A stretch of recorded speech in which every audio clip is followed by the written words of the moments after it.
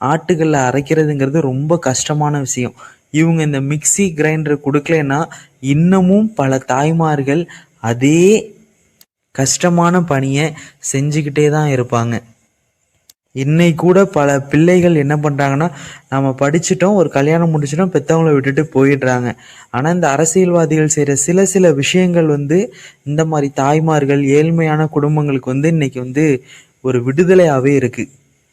Case அடுப்பு கொண்டு வந்தாங்க, இன்னைக்கு விறகு பொறுக்கிற வேலை மிச்சமாயிட்டு. மிக்ஸி கிரைண்டர் கொண்டு வந்தாங்க, இன்னைக்கு எவ்வளோ பெரிய வேலை. இது ரெண்டுமே ரொம்ப கஷ்டமான வேலை. அவங்க கையை பலத்துக்கு அதை போட்டு அரைச்சி அது ஒரு சுவையாக பக்குவமாக கொண்டு வரணும். டெய்லியும் இதை வேலை பண்ணும்போது அவங்களுக்கு தான் அந்த கஷ்டம் தெரியும்.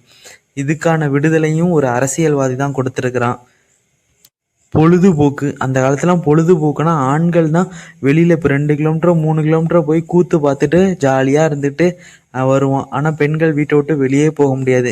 இந்த டிவி அப்படிங்கிற ஒரு விஷயம் அரசியல்வாதிகள் ஃப்ரீயாக கொடுக்கலன்னா